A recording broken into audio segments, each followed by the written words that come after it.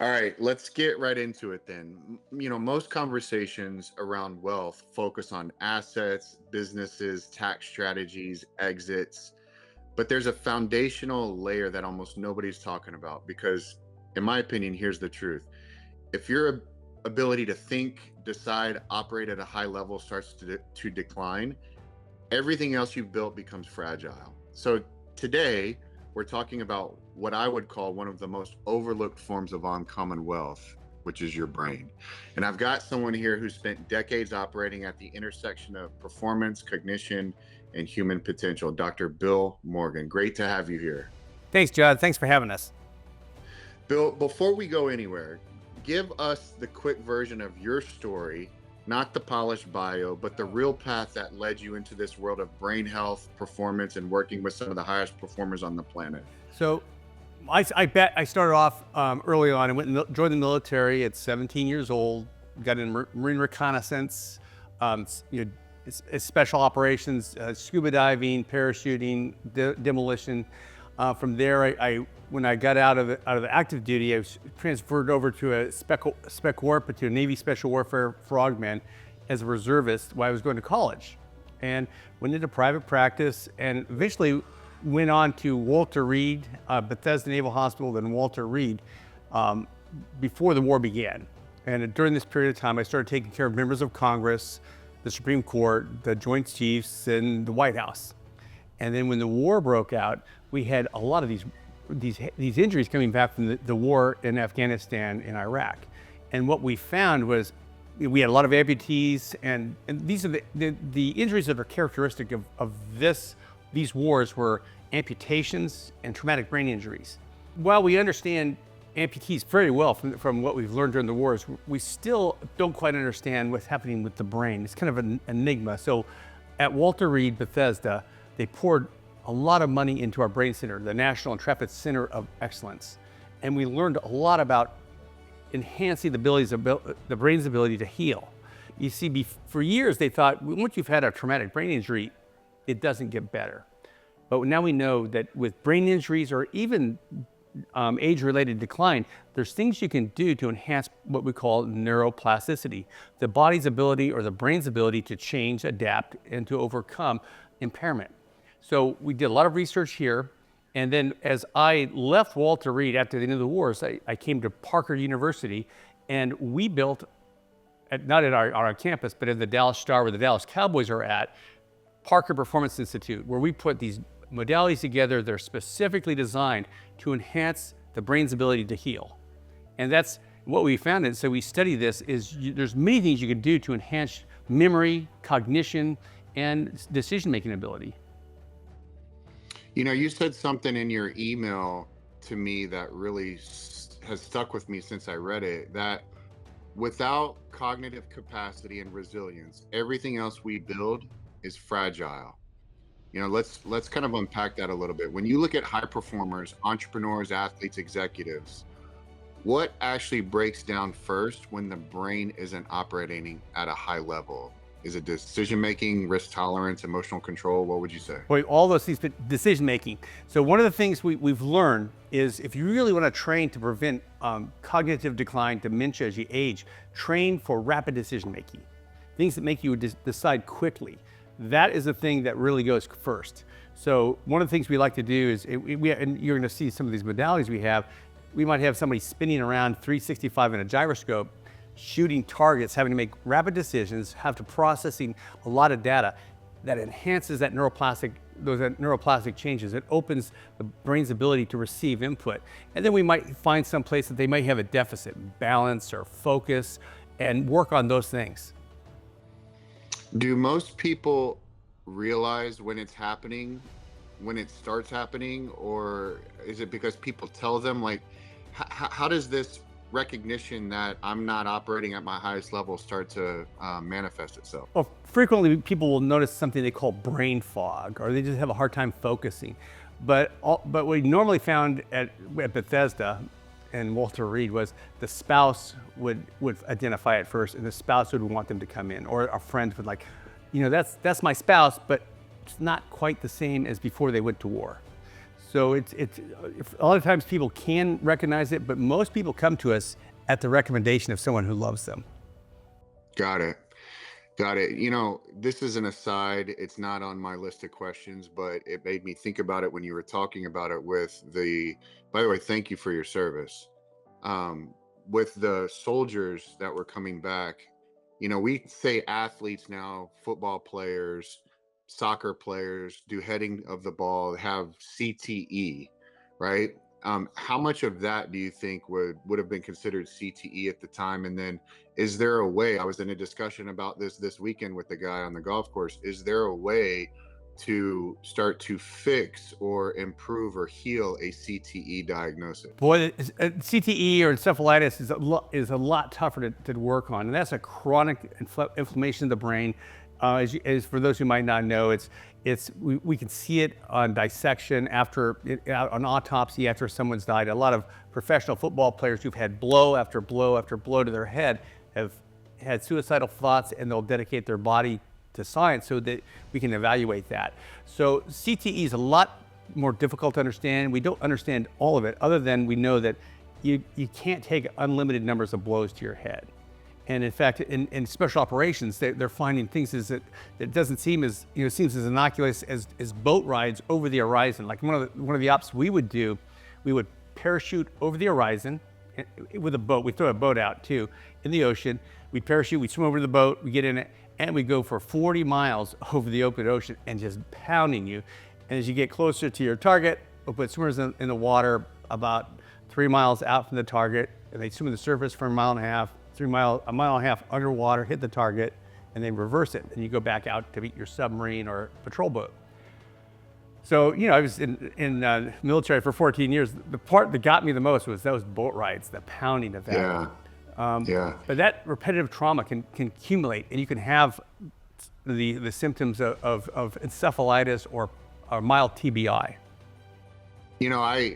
Mine's nowhere near as cool and as brave as what you just described. But I was a goalkeeper. I was a competitive soccer goalkeeper for a while, and practices were always brutally hard compared to the games, because the game is, similar to like a pilot, minutes of sheer boredom for seconds of sheer terror. That's kind of what being a soccer goalkeeper is. You're standing there, nothing's happening, then all of a sudden. But in the practices, it's constant, nonstop diving left, diving right, diving low, diving high, hitting the ground. And it would be normal for me to have, stars when I would get up, or, ring my bell a little bit, for obviously leading up to college, but into college for those 4 years. And then about 6 months afterwards, like that's got to be something, right? Like that's not normal. Oh, no, that's not okay. Soccer players definitely have TBIs. In fact, they're finding more and more women soccer players. Men's soccer players definitely have mild TBIs, TBI, mild traumatic brain injuries.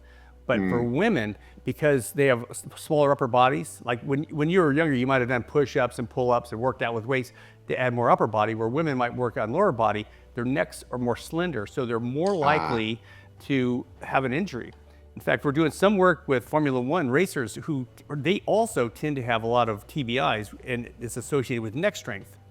So that's one of the things we're looking at, is stronger necks tend to have less TBIs in sports. Interesting. Even though the sports racing, since Dale Earnhardt Jr. died of his head-on crash, and they put that Hans device in, which limits the neck movement, they're still having those issues. I guess because you can't stop the brain from moving inside the head, right? And you can stop the neck from moving. Yeah, and force, by the way, there's different ways that force is produced. The length of the travel, but then the speed of the travel. It could be a real short amount of motion if there's enough speed to it, and that's what happens with racing. It doesn't have to whip all the way over and hit the window. It might just be a little jar in there that affects it. Oh yeah. And what happens is, and we might put some video at this point. Now, what happens is when there's a shearing force that takes place, so your gray matter is a different consistency from the white matter in your brain.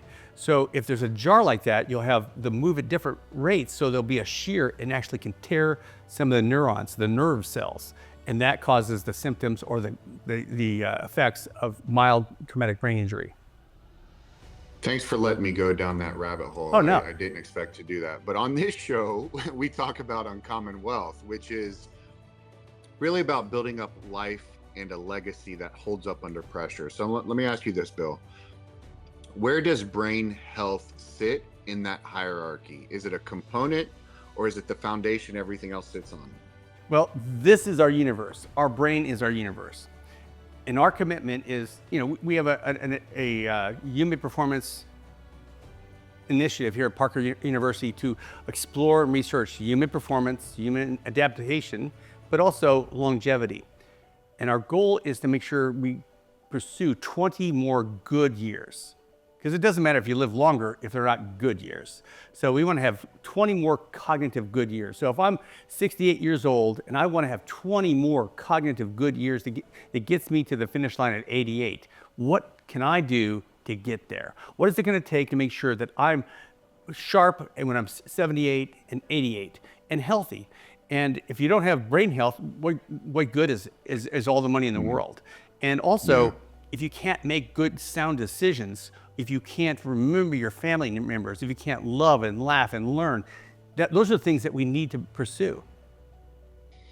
You know, that brings me to a good point, and I want to ask your opinion on this. If someone has a 50 million or $100 million plus net worth, but declining cognition, what do you, from your perspective, see that is the real risk there?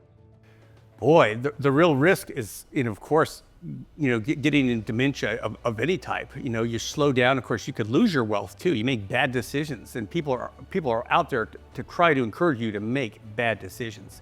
So to keep your wealth, you need to, if you're declining cognitive ability, you actually need to transfer, receivership of that or control of that to someone else, or try to maintain that yourself. And for us, we have our brain center that we put veterans through, active duty military, professional athletes, and we have other executives like myself. I go through this for a 2-week boot camp where we really stimulate the neuroplasticity and enhance that, find out where the deficits are, treat that, basically enhance the neuroplasticity, treat that deficit, test it at the beginning, test it at the end, show improvement, and then have them go off. But for someone who has high net worth, that your brain is your greatest asset, more than the money. So, proper nutrition, and we have something we call engage, where it's the things that maintain proper health. Exercising, aerobic exercise, VO2 max is a very good indicator of longevity, has this muscle mass. Nutrition, we encourage people to have vitamin D, fish oil, creatine, and a good healthy diet.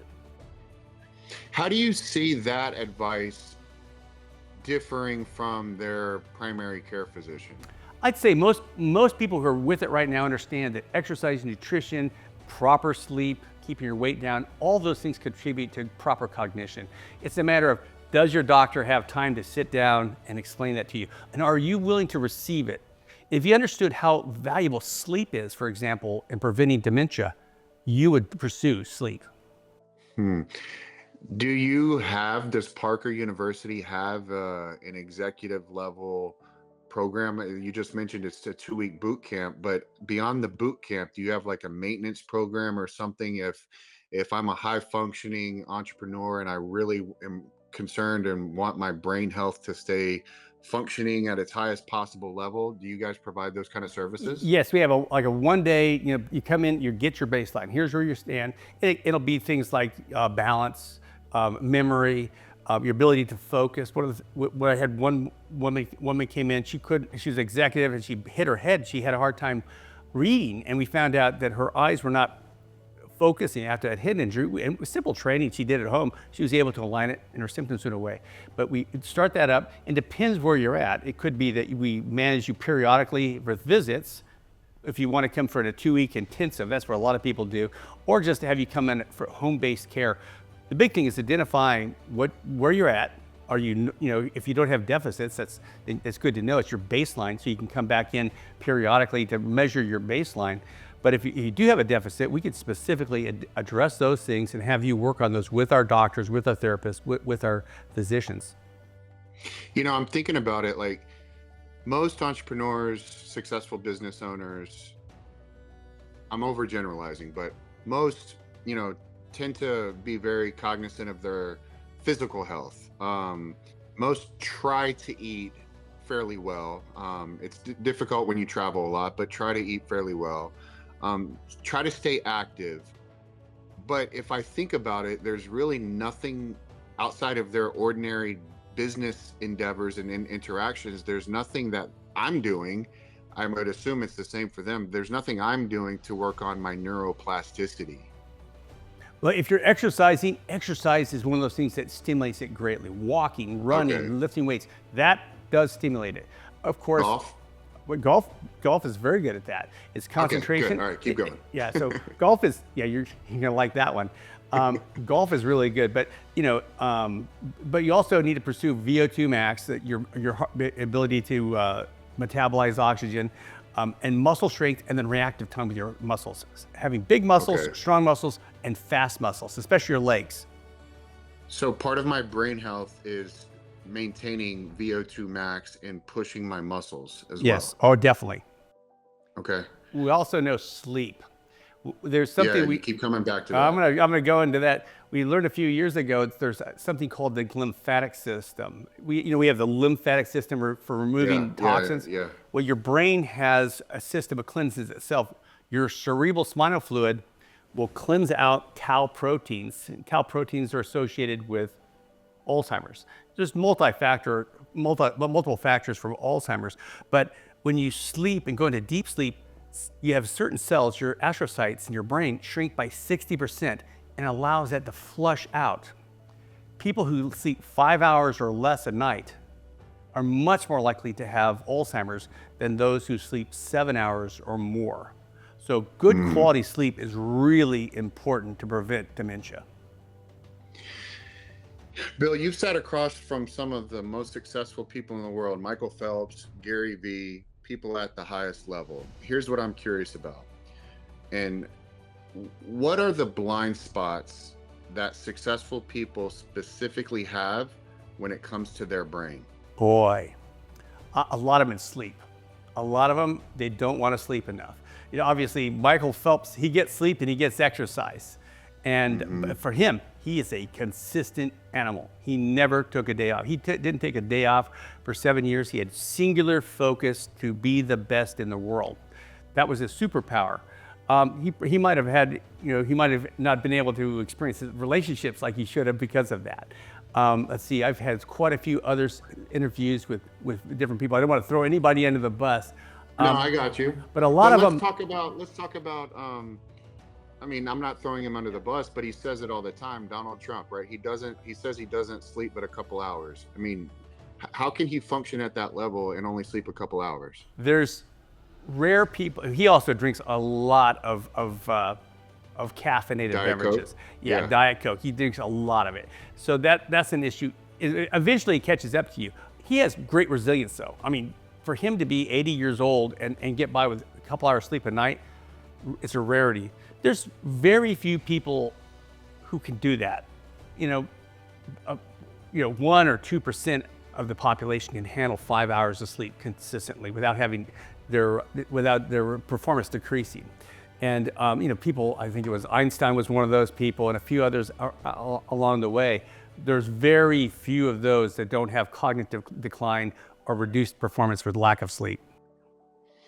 I get it. I mean, you and I were talking about this before we hit the record button. I flew in late from Northern California playing golf at Pebble Beach to go speak at a family office event here in town. And I feel like I had severe cognitive decline after just one day of insufficient Now, if you have one day, one of the solutions sleep. they found I is, can't imagine what happened. oh yeah, if it picks up over time, it definitely, Say that again? If you have multiple days of not sleeping, it does show. There's plenty of studies that show the cognitive decline. If you miss 1 or 2 nights of bad sleep, creatine at a pretty high dose, 10 grams or more, will help that. There's studies that show that will give you a respite from like one bad night, maybe 2 bad nights. If you take it, it'll have a diminishing returns if you're living a lifestyle like that. What about electrolytes? Electrolytes, I don't know too much about how that helps cognitive ability. Of course, they're important.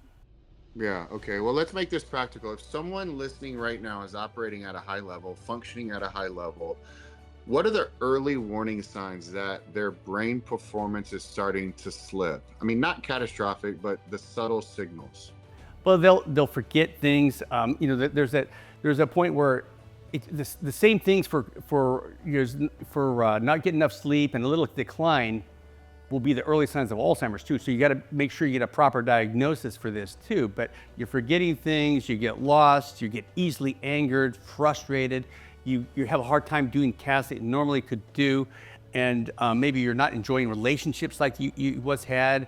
Those are some subtle signs right there. Certainly, what I find with people with brain injuries is a lot of times they'll be overly talkative. They can't put an end to a thought, kind of like I am now. They keep talking and talking and talking. And we had somebody at the clinic a few weeks ago, and I was like, he must be early in the treatment because he just couldn't put an end to it. So, Well, there's a big conversation right now around longevity. It's showing up in my business as well in the life insurance space, where insurance illustrations when I started in 2000 were being run to age 100. Now they're going out to age 125, right? From a mortality perspective. But I think a lot of it is focused on just living longer, but not necessarily, to your point, performing longer. How do you think about the distinction? Because to me, living to 90 without cognitive ability and sharpness doesn't sound like wealth at all. It sounds like a horrible existence. What does true cognitive longevity boy, actually this is look like? good. So if we went back to Neolithic man, the average life expectancy was about 29 years. So they lived long enough to reproduce, and they'd either get sick and die, get an infection and die, or an animal would kill them, something violent would happen. Today, if you're a man in the United States, you can expect to live to be 79 years old. But your healthy years end at 63. That means you have 16 years of ill health. You'll get that disease that may eventually kill you, but you'll be treating for that for the next 16 years. Our goal is to go with your numbers, is to extend that, and that's the health span versus the illness span. We want to extend the health span. Wouldn't it be nice to live to 120 and do the thing you love, play golf, the day before you die or the week before you die? Yeah, That's the goal. And absolutely. I believe that's possible. But even if it's not, just if you go for me, 88, if I like to scuba dive. If I could go scuba diving at 85, and then if I passed away at 86, that's a big W for me.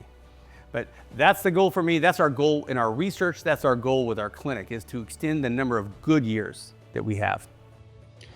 I love that. Now let's continue to bring this closer into legacy. A lot of people listening are building their businesses, structuring their estates. In fact, I was just on with the gentleman before this, $60 million estate, thinking about generational wealth.